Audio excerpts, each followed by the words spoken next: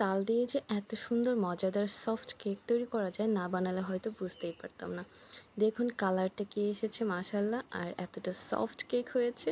আসসালামু আলাইকুম, welcome back to another new recipe. চলুন আজকে তাল দিয়ে খুব সহজে কেকের রেসিপি শেয়ার করি। তাল দিয়েতে অনেকে অনেক রকমের পিঠা তৈরি করেন, তবে আজকে আমি কেকের রেসিপি শেয়ার করছি। প্রথমে 2টা ডিমের সাদা অংশ আর কুসুমটাকে আলাদা করে নিয়েছি। এবার সাদা অংশের সাথে 1 কাপ পরিমাণ চিনি আমি অল্প অল্প করে দিচ্ছি আর মিশিয়ে নিচ্ছি। এখানে চাইলে হ্যান্ড বিটার বা ইলেকট্রিক বিটার দিয়েও বিট করে নিতে পারেন, তবে সবার বাসাতে যেহেতু অ্যাভেলেবেল থাকে না, তাই আমি কাঁটা চামচ দিয়ে ফোমি ভাবটা এনে নিচ্ছি। যতক্ষণ না চিনিটা গলে যাবে ততক্ষণ বিট করতে থাকলে এরকম সাদা ফোম হয়ে যাবে।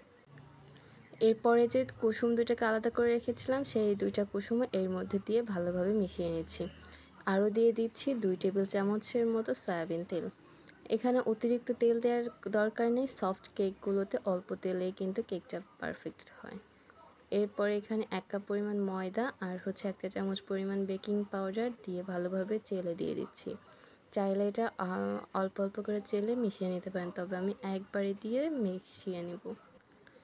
ডিমের ফোমের সাথে ময়দাগুলোকে কিন্তু আস্তে আস্তে মিশিয়ে নিতে হবে, একটু সার্কেল মোশনে। দেখতেই পাচ্ছেন আমি যেভাবে মেশাচ্ছি, এভাবে মেশালেই কিন্তু কেকের ব্যাটারটা একদম পারফেক্ট হবে।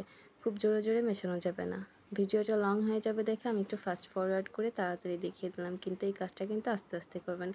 ভালোভাবে মিশিয়ে নেওয়া হয়ে গেলে আমি এখানে হাফ কাপের মতো তালের কাতটা বের করে নিয়েছিলাম, সেটা দিয়ে দিচ্ছি। এটা কিন্তু তালের কাত, একটু ঘন করে নেওয়া আছে। যদি কারোটা বেশি পাতলা থাকে তাহলে কিন্তু একটু জাল করে পানিটাকে শুকিয়ে নেবেন। অতিরিক্ত পানি দেওয়ার কারণে কিন্তু ব্যাটারটা বেশি পাতলা হয়ে গেলে পরবর্তীতে কিন্তু কেকটা পারফেক্ট হবে না। নিশ্চয়ই যখন আমি তালের কাতটা দিয়েছি এর কনসিস্টেন্সিটা দেখতে পেয়েছেন। ভালোভাবে মিশিয়ে নিয়েছি।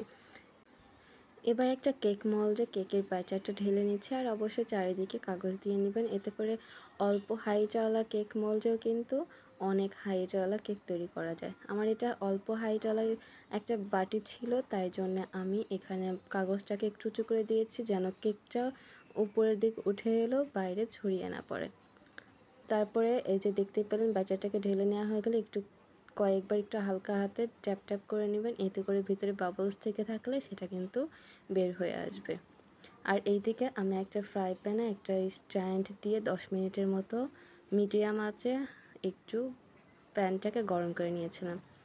এবার এর মধ্যে দিয়ে কেক মোল্ডটাকে বসিয়ে দিয়ে তারপর ঢাকনা দিয়ে ঢেকে, ঢাকনার যে ছিদ্র থাকে সেটাকে বন্ধ করে 1 ঘন্টা 20 মিনিটের মতো লো আঁচে এটাকে কুক করে নিতে হবে। কারো কম বেশি লাগতে পারে, তবে আমার যেহেতু কেকের হাইটটা বেশ হয়েছিল এই জন্য সময়টা একটু বেশি লেগেছে। তবে কেউ ছড়ানো পাত্র নিলে কিন্তু এর থেকে কম সময় লাগতে পারে। মাশাআল্লাহ, দেখতে যেমন সুন্দর হয়েছে, খেতে কিন্তু দারুণ, আর এত সফট একটা কেক হয়েছে। খুবই গরম অবস্থায় আমি নামিয়ে নিয়েছিলাম। একটু সাবধানে অবস্থায় এটা ছাড়িয়ে নিতে হবে। তবে চেষ্টা করবেন কেকটাকে পুরোপুরি ঠান্ডা করে তারপরে ঢেলে নিতে। এতে করে কিন্তু কেক আর চুপসে যাওয়ার কোনো ঝামেলাই থাকবে না। চারিদিকটা নাইফ দিয়ে একটু ছাড়িয়ে নিয়েছি। এই যে দেখুন আমার কেকের হাইটটা মাশাআল্লাহ কত বড় হয়েছে। 2টা ডিমের কেক যে এত বড় হাইট হয় সেটা না বানালে বুঝতে পারবেন না। নিচের কালারটা একদম পারফেক্ট এসেছে, পুড়ে যায়নি। উপরের দিকটা যেহেতু কাচের ঢাকনা দিয়েছিলাম তাই একটু হালকা আঠা আঠা আছে, তবে ভালোভাবে কিন্তু কুক হয়েছে। তো আজকে এই ছিল আমার রেসিপি। কারো যদি ভালো লাগে প্লিজ চ্যানেলটিকে সাবস্ক্রাইব করে পাশে থাকা বেল আইকনটি ক্লিক করে রাখবেন। ফেসবুক থেকে দেখলে পেজটিকে ফলো করে রাখবেন। আজ এই পর্যন্ত, আল্লাহ হাফেজ।